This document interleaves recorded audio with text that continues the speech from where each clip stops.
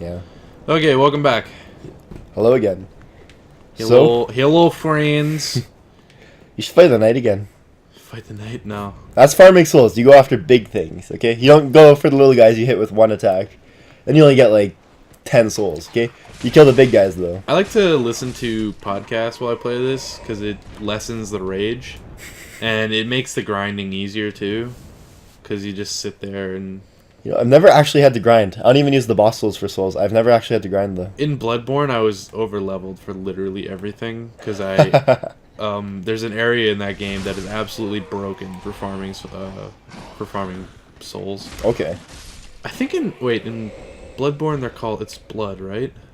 I can't remember. It's not actually souls in Bloodborne. That's the one game I didn't really finish. Everybody calls it blood, or everybody calls it souls, but it's not actually souls. I think it's blood. Yeah, probably. That would fit with the theme. Oh, I was set up for a backstab right there. I never backstab. It's hard. It's hard with the katana. Not really. He's got to get behind them. Well, here, I'll backstab him. Give me the controller. I'll backstab him. No. There you go. Look at that. It's really not that hard. Well, You can backstab with anything. You could have a great sword and it's just. Oh yeah, easy. I know, but like I roll everywhere, like yeah. literally everywhere. That's just that you have lots of endurance. Rolling is easy. Just roll behind them. Yeah, but I roll so much that I roll in front of them. Okay. That's my problem. I like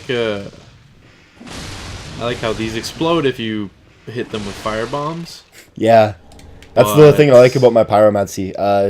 There's lots of places where there's explosive barrels, so I just throw a fireball at it. Yeah, but if you just hit them, they don't explode. So it's, unless you have a fire weapon. Unless you have a fire weapon. Oh, I missed. Mailbreaker. I tried that for a little while too. I might try that. It's not very good. It's not very strong, and it's just kind of like a rapier. It's like 75 slash and thrust. Oh, this is the one that the sorcerer has. Yeah. Like, yeah, I guess you could use it if you wanted to.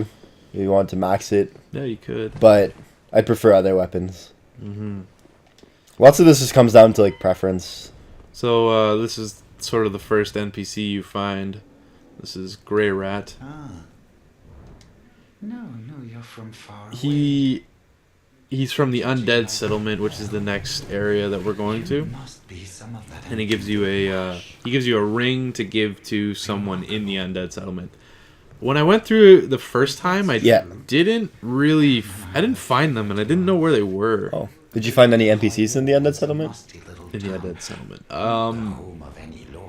Sigvard is in the Undead Settlement. Yeah.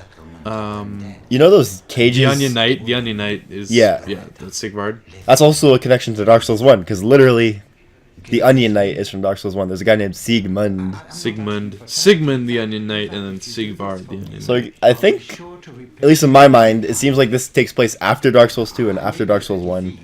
Well, yeah, definitely it does, because they talk about both of them like happening in the past. Yes. But then, Sigvard must be like a descendant or something of Sigmund. So if you take Grey Rat's quest, later in the game he becomes a merchant for you, and he has some special items that you can get. Yeah. So we'll take his request, whatever, because he gives you a ring. You think that's what Thrall's turned into? Huh? Do you think that's what Thrall's grew up to be? He's wearing a Thrall hat. Yeah, it's true. Or do you think he's just like a regular undead guy? I don't think he's undead. He's like us. He's unkindled.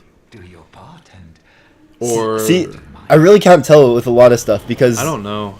Lots of Dark Souls and Dark Souls 2 was all Dark Souls 2. It's like undead. Everyone's undead. Yeah. And then well, I mean, when everybody's undead, nobody's undead. There's some that are not undead.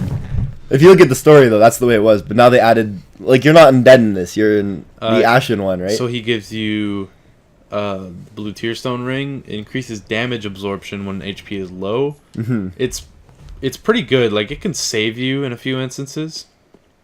Like attacks that would normally kill you would put you at like 1% health. Mm-hmm.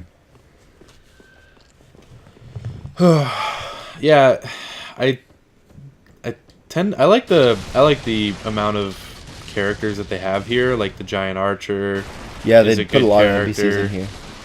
A lot of NPCs, yeah. And lots of like NPCs that aren't just a merchant, you know, like things that Yes. actually affect other stuff. Like the giant, he affects a lot of stuff. The giant, if you know what we're talking about, if you don't know what you're talking about, We'll talk about it when we get there. we'll talk about him when we get there, yeah. The giant, essentially, he will attack you until you go and offer him a, like, token of friendship, essentially. Do you have to actually give him anything? You give, no, you actually don't. You offer You friendship. just talk to him. You make just talk peace. to him, and then he gives you a young white branch. See, these guys even drop their armor. Yeah. Their pants. It's actually a cool thing when you get the white young branch, because it's just a regular item that makes you transform, right? It's like the copper coin or whatever it was from Dark Souls and Dark Souls 2. Yeah. But You disguise yourself. yeah, you pick up the regular ones, right? But then when you get one from him, it's the exact same item except they're listed differently in your inventory. Like they'll be separate, Yeah. so they have a different description and stuff too. It's kind of interesting. A little bit of backstory. There's an area where he's throwing his arrows. Essentially. We'll get Whoa! there. He gave me a raw gem. It's useless. There's an Completely area. useless. There's another area that's farther.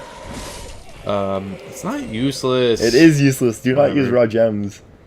There's an area where he throws his gems. Gems. Damn it! You got me messed up. There's an area where he's throwing his arrows, and essentially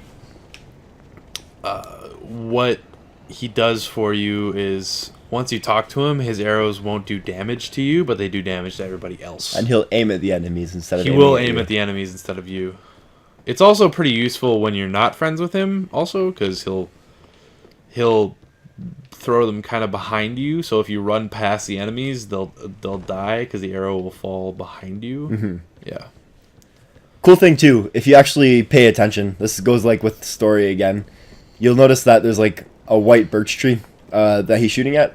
So like there's a whole bunch of items around the tree, and there's just a whole bunch of white young branches, and then you talk to him and he gives you a white young branch, so you can tell that for some reason he protects white birch trees. And then later in the game you'll actually find more white birch trees. I think the thing is that he makes the arrows out of birch trees. You think? That's what I think. Because you find a bunch of arrows in the ground, and then you find a bunch of white young branches. So I think that he makes the arrows out of the white young branches. You actually see the arrows in the ground, and they don't really look white or anything related. That's true. There is also another white birch tree. Yeah, where there's actually a couple more white the birch first trees. time you encounter him. So yeah. And every time you go to a white birch tree, anywhere in the game at least Yeah, that I it's- found so far, and you can Oh. tell too because they're white. It'll be like, hey, I realize now that's what it is. It's you know you're in a safe area when you're next to a birch tree. yeah, because literally it'll be like somewhere unrelated Well, to not the necessarily a safe area. It's that. not safe, but you'll be somewhere not related to the settlement, and then out of nowhere, these arrows just fly out of nowhere and start hitting enemies, and then you realize he's always protecting white birch trees. So I don't know what it is about those that makes him protect them, but he does protect all of them. Yeah. It's pretty cool. It's like super awesome connection. Like if you pay attention, there's Yeah. so many little details in this game.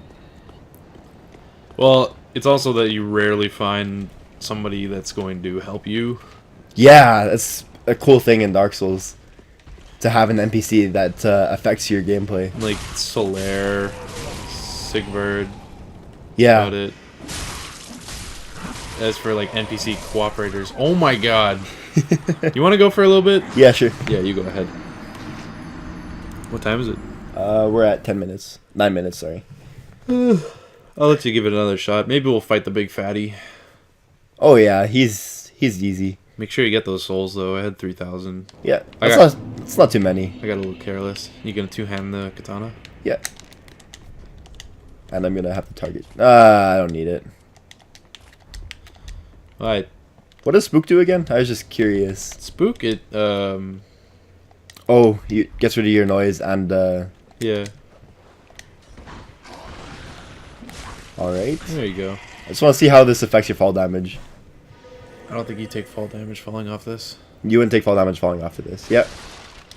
Normally you take a little bit. Ooh, careful.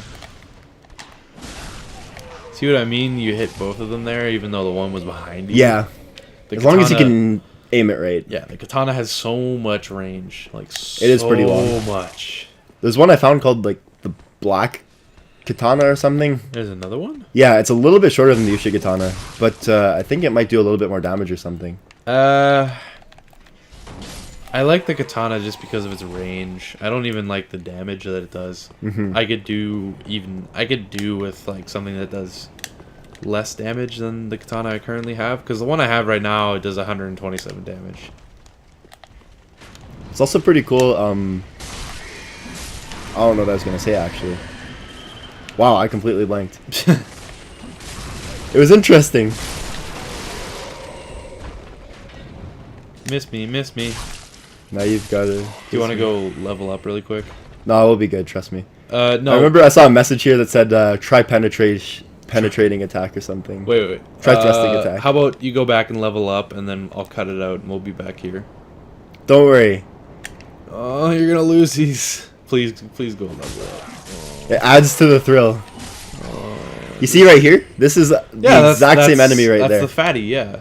See, oh yeah, you're right. He's got like from the knights or something. Yeah, like I feel like because the knights are red and the fatties are blue. They could be like. Read that message. What does it say? Time for tongue. Fuck you. These people are terrible.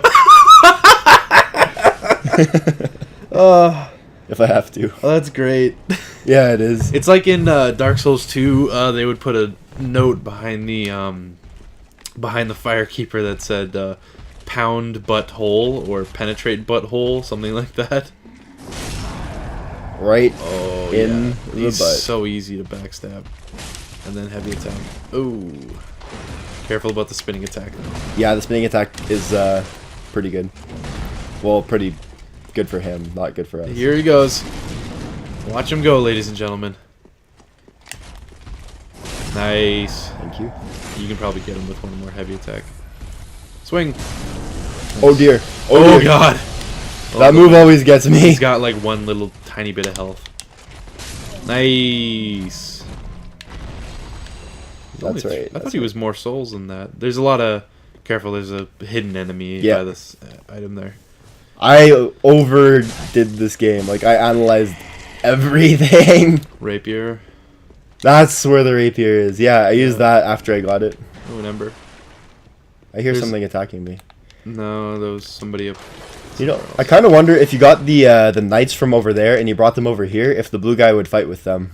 I haven't tried that yet. Neither have I. I've never seen monster infighting, and they rarely ever damage each other when they swing at each other. I think there's more weapons you missed there. Did I? I think there's more items. Go On the take left, maybe? a quick look.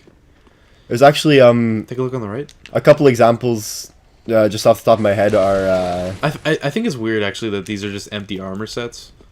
Yeah, that's true, hey? Maybe it's probably 'cause related to the Ash thing. Maybe because they don't want them to ragdoll.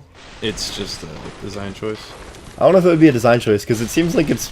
Like, they actually made it so the armor explodes everywhere, right? Yeah. Over to the right? Well, what I assume is there was a big fight between the blue fatty and the red knights, and then For some reason, all these guys are... all these red knights were killed by the one living blue fatty, and then the dead blue fatty over there. Yeah. No, but there are examples in the game where enemies will actually fight with each other. Like, you're in the swamp, right? Yeah, I'm in the swamp right now. Did you get, like, close to the Abyss Watchers? I'm just on the edge. Like, I'm in the Road of Sacrifices right now. Okay. No, I'm past the Road of Sacrifices. Do you mind if I mention what happens, like, right by it? By the Abyss Washers? Yeah. Sure. So have you seen, like, those, the Abyss creatures that are, like, it looks like their faces are all covered in noodles, and then... Yeah, the noodles. Yeah. I've seen the noodles, yeah. Well, okay, first of all, that's from... In Dark Souls, there was, the DLC where you go to Ulasil, where there's, like, this huge Abyss issue. That's where that enemy seems to come from. Like, that's what it reminds me of, so it seems like they're from the Abyss. Are you gonna go open the shortcut? Yep. Okay. And then, anyways, Careful about the It's okay. It's okay. I get so cautious when I'm playing this. Anyways, you'll see Dark Race, right? That's another thing from Dark Souls. They're like just these guys in suits of armor with that look like they're skeletons and their masks are skulls and all that. And anyways, they'll fight with the Abyss people by there. Yeah. Yeah, like if you're There's in a between item. both of them, they might attack. They might both be aggroed on you, but as soon as one of them hits each other, they'll start attacking each other. Alright.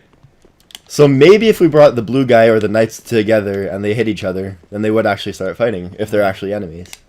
Yeah, open up the shortcut here, and we might we'll try that. Sure. Yeah, sweet. Do we have time? We can do it next episode. We've been going for about an hour. Yeah, we'll see if we can get the knights to fight. Okay. I'll just return to the bonfire. We can level up and then. Yeah. Careful here. We're pretty close. I really love. I tried that great axe. If you have the strength for it, it's pretty amazing. Yeah, I'll do an axe run one day. One day, just a really high strength build. Okay.